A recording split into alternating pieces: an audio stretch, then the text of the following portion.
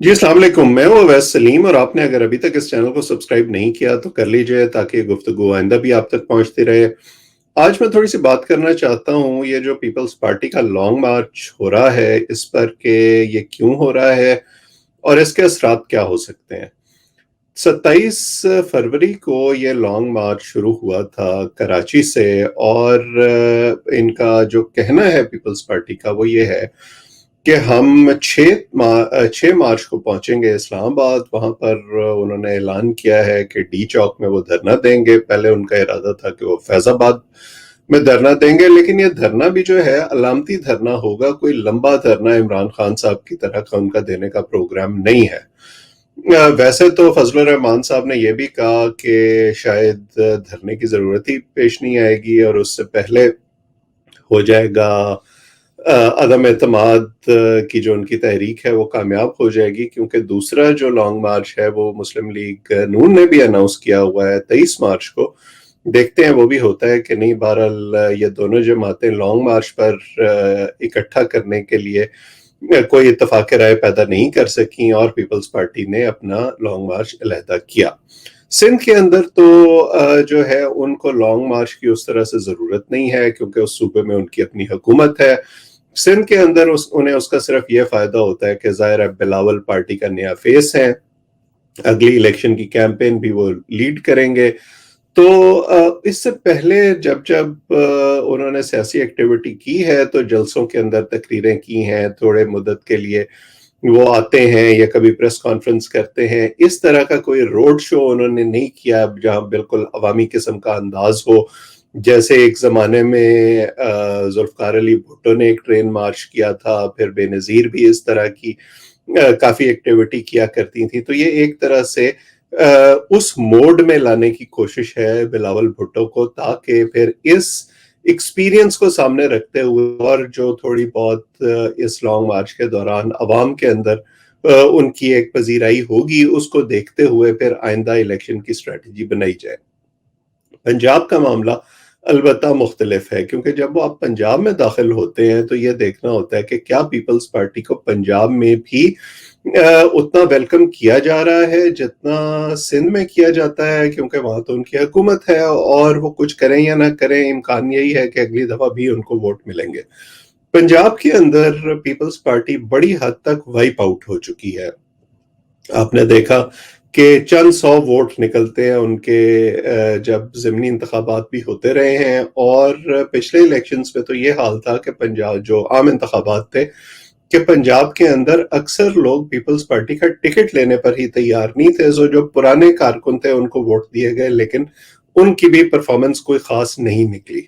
ये जो लाहौर में ज़िमनी इंतखाब हुआ था परवेज मलिक के बाद, जिस पर उनकी अहलिया शाइस्ता परवेज मलिक कामयाब हुई, उसमें कोई 10-12 हजार वोट मिले पीपल्स पार्टी को, जिसमें जो है उन्होंने काफी खुशी मनाई कि इस बहाने हम पंजाब में दोबारा एंट्री कर सकते हैं। लेकिन उस एक सीट की और इतने वोटों की बुनियाद पर यह अंदाजा लगाना मुश्किल है कि वो पंजाब में कोई बड़ी इनरोड्स बना सकते हैं या पंजाब के रास्ते हुकूमत में पहुंच सकते हैं।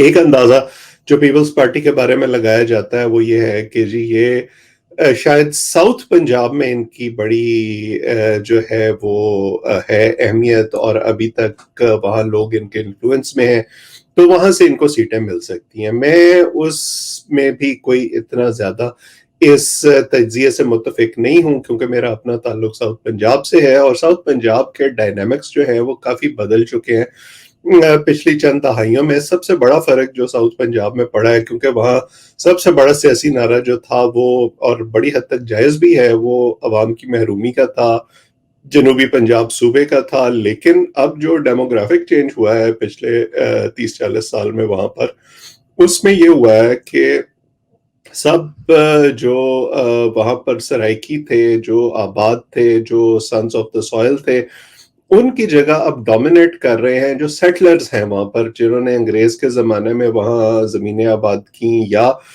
जो भावलपुर के नवाब थे उन्होंने जब अपनी जमीनों को तकसीम किया या फरोख्त किया तो उन जमीनों को उन्होंने आबाद किया, वो आबादकार कहलाते हैं उस इलाके में। لیکن اب اس علاقے کی سیاست میں ان لوگوں کی اہمیت بہت زیادہ ہو گئی ہے. وہ سرائکی نہیں ہیں لیکن وہ معاشی طور پر اور سیاسی طور پر اس علاقے کو ڈومینیٹ کرتے ہیں.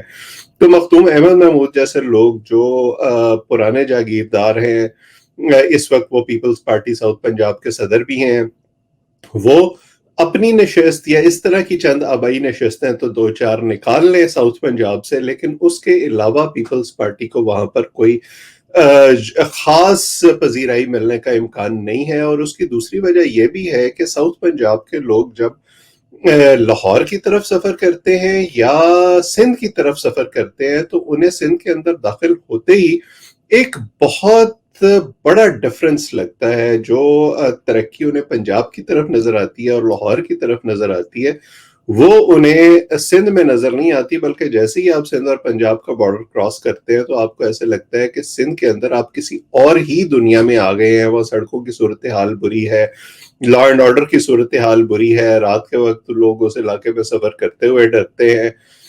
یہ تمام وہ چیزیں ہیں جو ساؤتھ پنجاب کے لوگوں کو بھی پیپلز پارٹی پر اس طرح سے بھروسہ کرنے کے لیے اتنا اعتماد نہیں دیتی جو نشست جیتنے کے لیے یا اقتدار بنانے کے لیے ضروری ہے. دوسری وجہ یہ ہے کہ جو یہ ایک تھا سینٹیمنٹ کہ جی ہم جو ہے بہت دور ہیں تخت لاہور سے اور وہاں جانے کے لیے ہمیں بہت زیادہ سفر کرنا پڑتا ہے. اب جس طرح سے کمیونیکیشن نیٹ ورکس بن رہے ہیں 6 گھنٹے میں آپ بالکل پنجاب کی ٹیل سے، یعنی جو آخری تحصیل ہے وہاں سے چل کر لاہور پہنچ جاتے ہیں. تو اب وہ مسئلہ بھی کوئی اتنا زیادہ بڑا نہیں رہا ہے. تمام جو متمول لوگ ہیں، ذرا ویل ٹو ڈو لوگ ہیں ساؤتھ پنجاب کے، چاہے وہ سرائکی ہوں یا غیر سرائکی ہوں، وہ لاہور میں ان کے بچے پڑھتے ہیں، وہاں پر اکثر لوگوں کے گھر ہیں.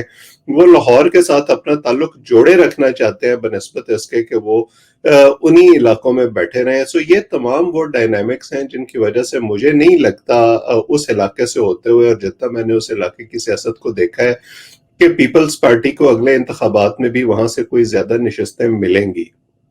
اچھا، پھر جو جب ہم ان ڈائنامکس کو ڈسکس کرتے ہیں اور اس سے آگے چلتے ہیں تو پھر ہمیں یہ سوال جو ہے وہ اٹھانا چاہیے کہ آخر پھر پیپلز پارٹی کا مقصد کیا ہے اس لانگ مارچ کا، اور وہ اس سے کیا اچیو کرنا چاہتے ہیں. ایک تو جیسے میں نے شروع میں کہا کہ یہ ایک طرح سے بلاول کا عوامی جو چہرہ ہے وہ لوگوں کے سامنے پیش کر رہے ہیں، اور اس بنیاد پر وہ اگلے الیکشن کی اسٹریٹجی بنائیں گے.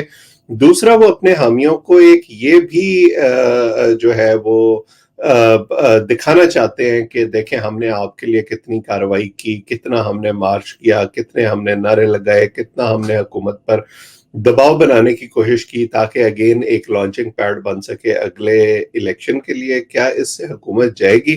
میرا نہیں خیال ہے کہ لانگ مارچوں سے حکومت جاتی ہے. کیا اس سے پیپلز پارٹی کو پنجاب میں جگہ بنانے میں مدد ملے گی؟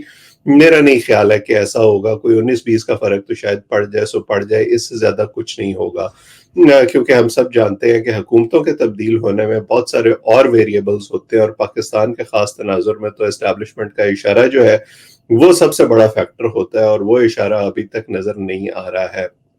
ہاں، یہ ضرور ہو سکتا ہے کہ کوئی ایسی صورتحال پیدا ہو جائے جس میں ایک ہنگ قسم کی پارلیمنٹ ہو، کوئی جوڑ توڑ کر کے زرداری صاحب جو ہے وہ حکومت بنا لیں، لیکن وہ حکومت بھی جو ہے وہ پھر اسی طرح آدھا تیتر اور آدھا بٹیر ہوگی، جس میں شاید بلاول صاحب کا یا زرداری صاحب کا کوئی چانس بن جائے، لیکن وہ بھی ابھی بہت کم نظر آتا ہے، کیونکہ پنجاب میں اس وقت جو گراؤنڈ سویل ہے اس میں آپ کو ہر طرف مسلم لیگ نون ہی نظر آتی ہے، بلکہ جو پی ٹی آئی کے ناراض ارکان ہیں وہ بھی مسلم لیگ نون کے ٹکٹ کے لیے ان کے در کے چکر کاٹ رہے ہیں. پیپلز پارٹی کا ٹکٹ کوئی نہیں لینا چاہتا.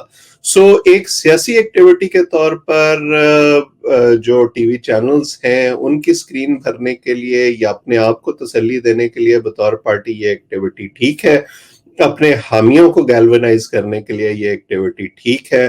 اس سے زیادہ میں اس لانگ مارچ کا کوئی جو ہے وہ زیادہ اثر نہیں دیکھتا، اور نہ میں یہ ایکسیپٹ کرنے کے لیے تیار ہوں کہ اس کے ذریعے پیپلز پارٹی اپنی فارچونز میں یا عوام کی زندگی میں کوئی بڑی تبدیلی لا سکتی ہے. آج اتنا ہی. آپ اس چینل کو سبسکرائب کر لیں تاکہ یہ گفتگو آئندہ بھی آپ تک پہنچتی رہے. آپ سب کا بہت بہت شکریہ.